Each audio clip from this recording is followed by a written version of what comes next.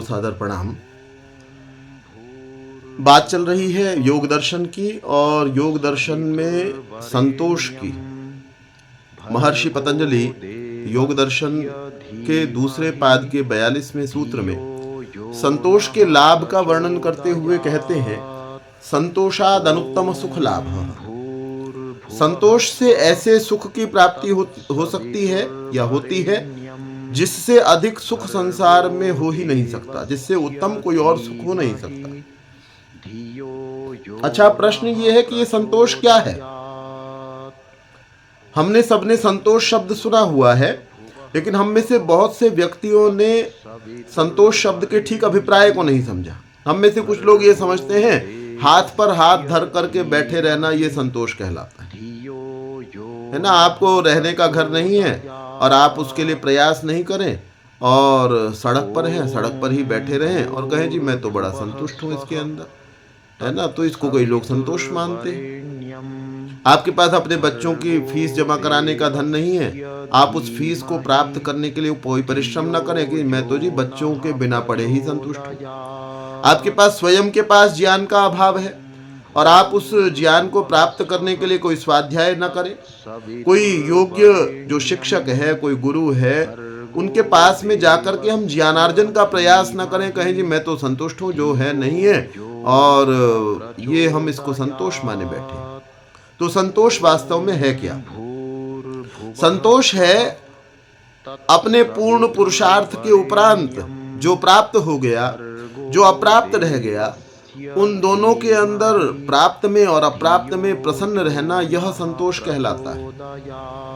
हमारे जीवन को ऋषियों ने विभाजित किया। जैसे एक हमारे जीवन का विभाजन है ब्रह्मचर्य आश्रम, दूसरा विभाजन है गृहस्थ आश्रम, तीसरा विभाजन है वानप्रस्थ आश्रम और चौथा संन्यास आश्रम। तो ब्रह्मचर्य आश्रम में संतोष क्या है?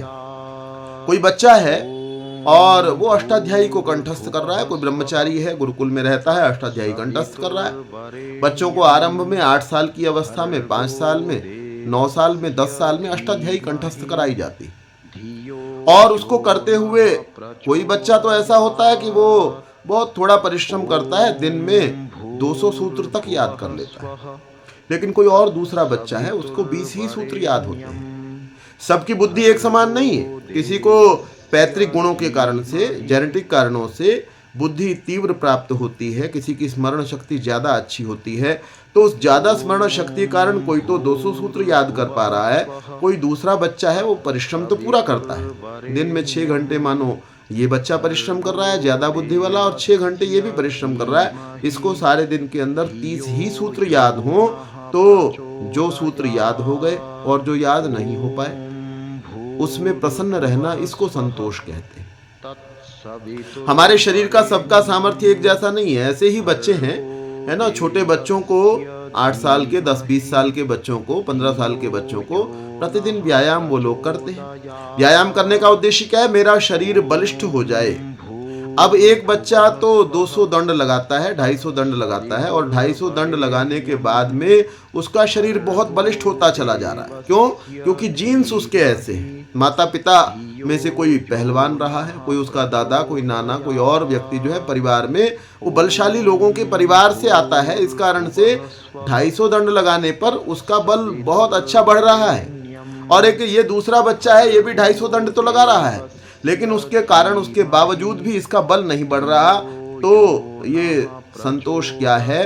संतोष ये है कि 250 दंड लगाने के बाद में, पर्याप्त परिश्रम करने के बाद में जितना बल बढ़ा और जितना नहीं बढ़ पाया, मुझे उसमें प्रसन्न रहना है।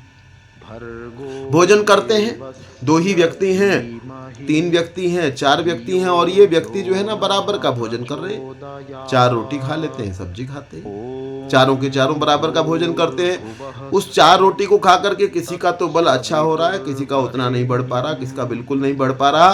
तो जिस अवस्था के अंदर आपने प्रयास ठीक किया, आपने भोजन अच्छा खाया, उन चारों में से किसी भी व्यक्ति ने कोई खराब भोजन नहीं खाया, अच्छा भोजन किया, बाजार से खरीद करके नहीं किया, अपने आप बना करके किया या अच्छे व्यक्ति के द्वारा बनाया हुआ खाया। जो अन्न आया उसका ये भी ध्यान किया कि इसमें जो धन है वो ठीक साधनों से प्राप्त किया गया हो। ऐसे धन को प्राप्त करके उसका भोजन प्राप्त किया, लेकिन उसके बाद में भी सबकी वैसी ही उन्नति नहीं होगी, जैसे एक की होगी वैसी ही दूसरी की नहीं होगी। अब मुझे यहाँ संतोष का काम है कि हमने अपनी तरफ से ठीक प्रयास किया, हमने ठीक भोजन को प्राप्त किया, और ठीक वो भोजन जिन आय के साधनों से प्राप्त हुआ था, वो धन जहाँ से आया था वो भी साधन शुद्ध थे। उसके बाद में जैसी मेरी बुद्धि बन पाई, जैसे मेरा शरीर बन पाया, जैसा मुझे हजम हो पाया, पाचन जैसा मेरा हुआ और जैसा वो शरीर का मेरे हिस्सा बना, मैं दोनों ही अवस्थाओं में बलिष्ठ हो जाने पर और कुछ बल के अभाव में स्वयं को प्रसन्न रखूं, इसको संतोष कहते हैं। तो ब्रह्मचारी को परिश्रम के उपरांत जितना बल प्राप्त हो गया उसमें प्रसन्न रहे, खाने के बाद में जितना उसको ताकत की उपलब्धि हुई उसमें प्रसन्न रहे, परिश्रम के उपरांत, बौद्धिक परिश्रम के उपरांत जितना उसको कंठस्थ हो गया, जितना समझ में आ गया उसमें प्रसन्न रहे, और आध्यात्मिक उन्नति के लिए जितना उसने प्रयास किया उसके बाद जहां तक वो पहुंच गया उसमें वो प्रसन्न रहे। अब दूसरा गृहस्थाश्रम है। अब गृहस्थाश्रम के अंदर जैसे ब्रह्मचर्य आश्रम में मुख्य काम क्या था, अपनी बुद्धि के बल को बढ़ाना और अपने आत्मिक बल को बढ़ाना, शरीर के बल को बढ़ाना, इसको अपने बच्चों को पढ़ाना है।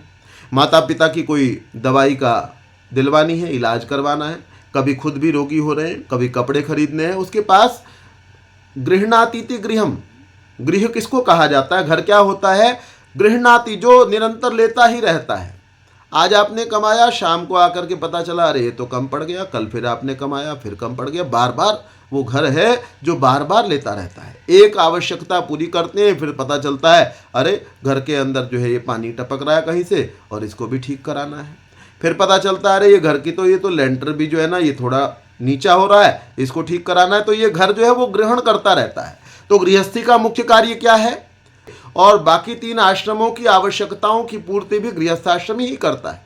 अब ये गृहस्थाश्रमी जो है इसने 8 घंटे पूरा परिश्रम किया धनोपार्जन के लिए, और उसके अंदर जितना धन उसको मिल गया और जो धन अप्राप्त रह गया, उन दोनों में प्रसन्न रहना, इसको संतोष कहते हैं। जो धन प्राप्त हुआ और जो धन अप्राप्त हो गया, उन दोनों में प्रसन्न रहना, ये संतोष कहलाता है।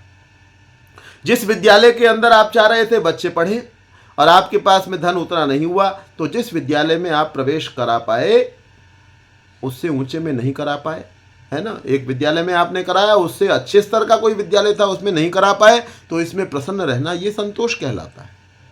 ऐसे ही वानप्रस्थी व्यक्ति है। वानप्रस्थी का जो कार्य है, मुख्य कार्य उसका है अपनी आत्मिक उन्नति करना, स्वाध्याय करना, सत्संग करना और ईश्वर की उपासना करना, और साथ में समाज सेवा के कार्य को करना। ये किसका कार्य है, ये वानप्रस्थी का कार्य है। तो ये वानप्रस्थी जो है उसने प्रयास किया, उसने मान लीजिए एक विद्यालय बनाया। किस लिए बनाया, कि मैं यहाँ पर निःशुल्क सबको पढ़ाया करूँगा, इनको अच्छी अच्छी बातें सिखाया करूँगा, मैं इनको यहाँ पर वैदिक गणित सिखाया करूँगा, मैं इनको यहाँ पर प्राणायाम सिखाऊंगा, इनको आसन करना सिखाएंगे, इनको अच्छी बातें क्या चीज़ खानी है क्या नहीं खानी है वो इनको बताएंगे।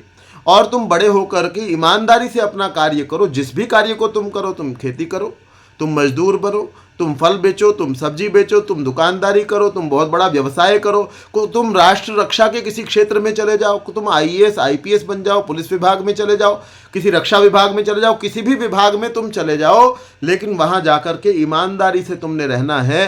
एक वानप्रस्थी ने जब ये निश्चय किया और ऐसा एक निःशुल्क विद्यालय बनाया जिसके अंदर वो विभिन्न भाषाओं को सिखाने लगा और विभिन्न प्रकार की गतिविधियों को, शरीर के विकास को सिखाने लगा। जब ये सब वो सिखाने लगा, तो इस सिखाने के दौरान अब उसने प्रयास किया और उसने सोचा था कि मैं 2 वर्ष के अंदर बच्चों को ये सब बातें सिखा दूंगा, उनकी आदतों को बदल दूंगा। वो जो बाहर की चीज़ें खाते हैं या चाउमीन पसंद करते हैं या और भी कौन सी चीज़ पसंद करते हैं, इनका खाना उनसे छुड़वा दूंगा।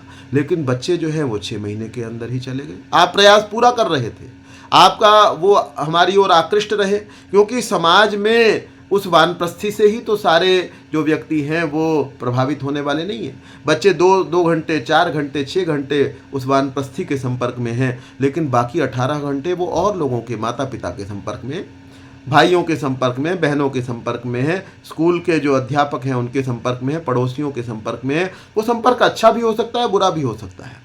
तो आपके अनुसार वो जैसा आप उनकी उन्नति चाहते थे वो आप नहीं कर पाए, तो क्योंकि आपने पूरा परिश्रम कर लिया था, इसलिए उस अवस्था में जितना आप उनको बना पाए, जितनी अच्छी बातें, जितनी अच्छी आदतें उनकी आप डाल पाए, और जो नहीं डाल पाए उन दोनों के अंदर प्रसन्न रहना, ये संतोष कहलाता है। आपने प्रातः सायं ईश्वर की उपासना की, और उस उपासना से जितनी आपकी आध्यात्मिक प्रगति हो पाई और जितनी नहीं हो पाई, उसमें हम लोगों का प्रसन्न रहना जो है ये संतोष कहलाता है। तो महर्षि पतंजलि कहते हैं, संतोषात अनुत्तम सुख लाभः, संतोष से ऐसे सुख की उपलब्धि होती है जैसा सुख कहीं दूसरा नहीं है। तो हम पहले पूरा पुरुषार्थ करें, पूर्ण पुरुषार्थ करें, उसके बाद में जो प्राप्तियां हमको हो जाएं और जो प्राप्तियां न हो पाएं, दोनों के अंदर हम यदि प्रसन्न रहते हैं तो पतंजलि मुनि के अनुसार यही वास्तव में संतोष है। हम यदि योग में उन्नति करना चाहते हैं तो हर अवस्था के अंदर पुरुषार्थ के उपरांत प्रसन्न रहने का प्रयास करें। यही आज का संदेश है। योग दर्शनकार पतंजलि हमको यही कहते हैं। आप सभी बहुत ही ध्यानपूर्वक सुन रहे हैं। आप सभी का बहुत बहुत धन्यवाद।